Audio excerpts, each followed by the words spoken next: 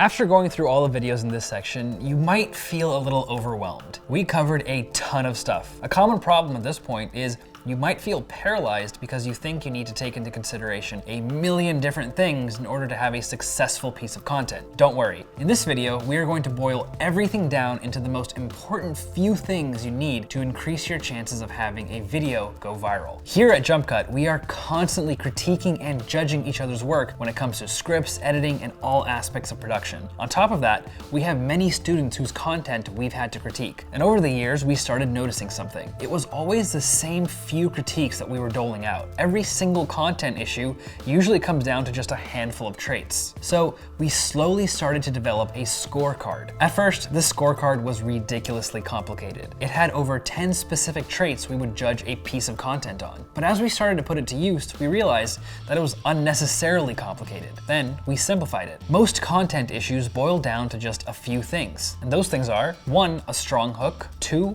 eliciting an emotion, 3, having a unique perspective, 4, having a clickable title and thumbnail, and 5, asking yourself the question, will this attract a new audience? We'll go over each one of these in a second, but this might seem oversimplified, and it is. The truth is, great content has many nuances. However, people usually fumble the basics and it screws up their entire video. So let's go through each one. 1 was a strong hook, specifically the first 15 seconds of your video. Most people will click out of a video if they're not hooked immediately. Remember, this is social media, not a movie. For the most part, people aren't willing to sit through something that has a slow buildup, especially if they don't know you. If you already have a big audience, you can get away with more. But if you don't, you need to make sure your first 15 seconds would hook someone who has never even heard of you before. Try to think about the context people will be viewing your video. They'll be on YouTube with a sidebar full of other options to click on, each one calling their attention and saying, click me, click me. What are you going to do to capture their attention immediately? How are you going to compete with all the other noise on that page? A really great hook makes the viewer feel like they absolutely have to keep watching or else they're gonna miss out. Now, I'm gonna show you a portion of a video that we did where we gave out tips for the dating app Tinder.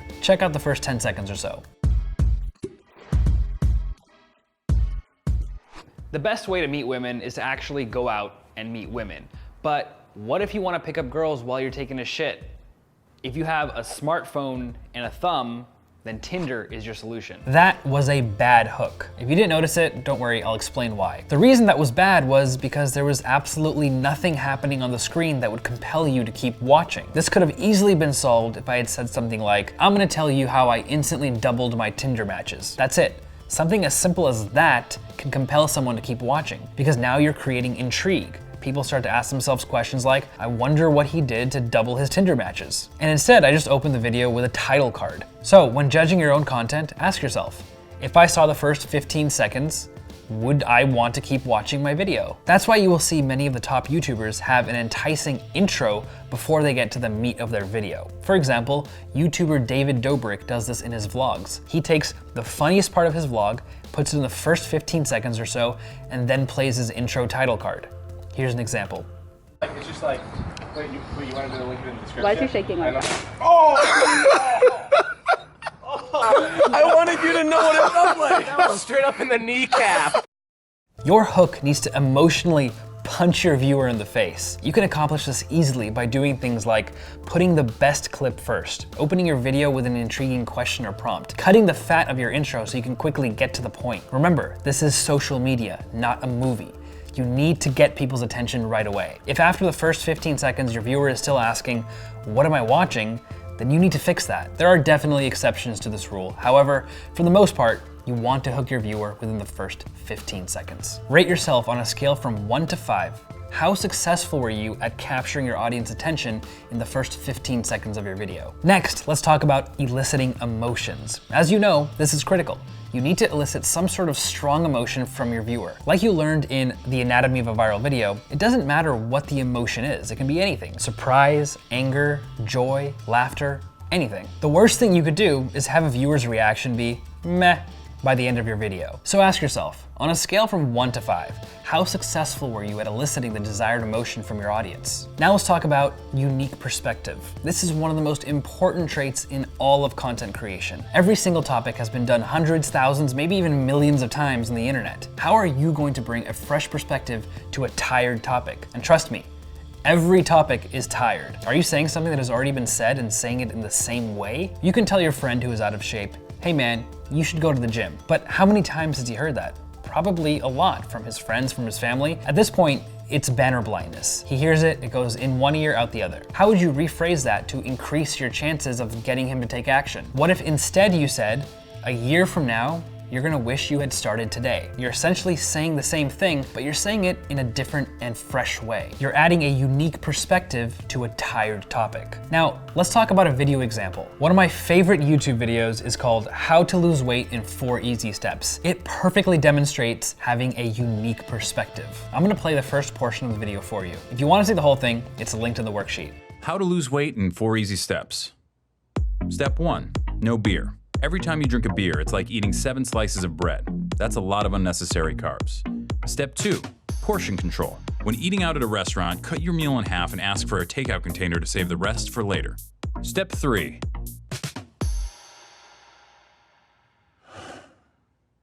have your heart broken. And not just broken, but shattered. By a girl who never loved you and never will. Try to get your shit together and join a gym. Start going to the gym regularly, and even though you don't know that much about exercise and you're way too weak to do pretty much anything but lift 5-pound weights with the old people, do it until your sweat makes a puddle on the floor. Then go home and go to bed. And the next day do it again, and then again, and then again. Do you see how we brought a totally unique perspective to a tired topic? Now, objectively take a look at your video and ask yourself, on a scale from 1 to 5, how unique is my perspective? Next, let's talk about having a clickable title and thumbnail. This is the #1 most overlooked issue. It's also the easiest to fix. First, let's talk about your title. If you saw your video title alone, would you click it? A lot of people title videos without thinking about it in that context. Let's say you're browsing Facebook or YouTube and you saw your video title. Would it make you pause? Would it compel you to go as far as to click it? It's not called clickbait for no reason. You as a content creator are trying to bait people into clicking your video. Obviously, you don't want to piss people off and lie about the content of your video because that will result in a lot of hate. Instead, you should present your video in the most intriguing light via the thumbnail and title. Now, I want to show you an example of a good title versus a bad one. We did a vlog a while back where we surprised a coworker, Kel, with a puppy. We had an intern upload the video, and because they were so inexperienced, they created a horrible title. They named the video Kel's Puppy Surprise. This is a terrible title. Why? Because first off, no one knows who Kel is. If they saw the title pop up on their feed, it wouldn't elicit an emotion out of them. It's totally unrelatable. And not surprisingly, the video didn't get many views. After a couple of months, we noticed this mistake and changed the title. We renamed it Surprising a Coworker with a Puppy. That is a much better title. Can you see why? It's relatable. Pretty much everyone has a coworker. They can all imagine what it would be like to surprise one with a puppy. Now, let's move on to the thumbnail. This is actually easier than the title. Simply choose the most intriguing screenshot from your video. Yes, this is pretty subjective and it's hard to get it right. However, the good news is your thumbnail generally isn't as important as the video title. The thumbnail should simply add an additional layer of intrigue. Let me show you an example of a good versus bad thumbnail. I did a video on our vlog channel where I talked about getting a girlfriend. Initially, this was the thumbnail.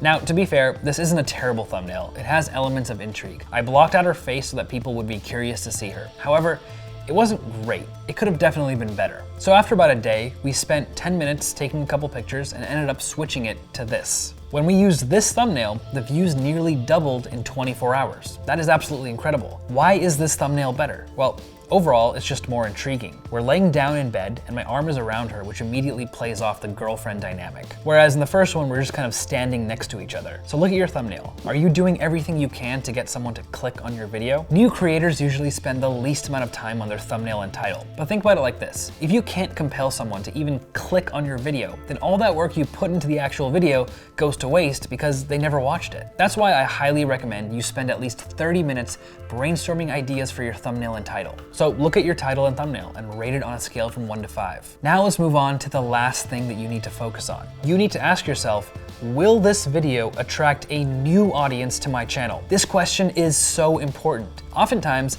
new content creators will make videos as if they already have a huge audience of adoring fans. So you'll see them do things like draw my life videos or title their videos super obscurely, essentially doing things that they could get away with if they already had a huge audience. And the reason they're doing this is because they're likely following people with millions of subscribers thinking, well, they're doing it, so I should do it too, it'll work. But the truth is, they can get away with it because they already have a huge audience. When you're first starting out, you need to cater your content towards attracting a new audience. Why would you create a draw my life video if you don't have an audience that is attached enough to you to care about your life in the first place? So rate your piece of content on its ability to attract a new audience on a scale from 1 to 5. So we have something exciting to give you. Attached with this video is a worksheet that has the exact same content scorecard that we use. You should use this with every single video you release. It's also a good idea to have a friend rate your video using the scorecard too. Don't use a friend that will just compliment you and be nice. Ask a friend whose opinion you trust, someone who will be honest and blunt with you. And there you have it. Those are the most important few things you need to get right as a content creator. Feel free to share your content in our forum and ask people to rate it using the content scorecard.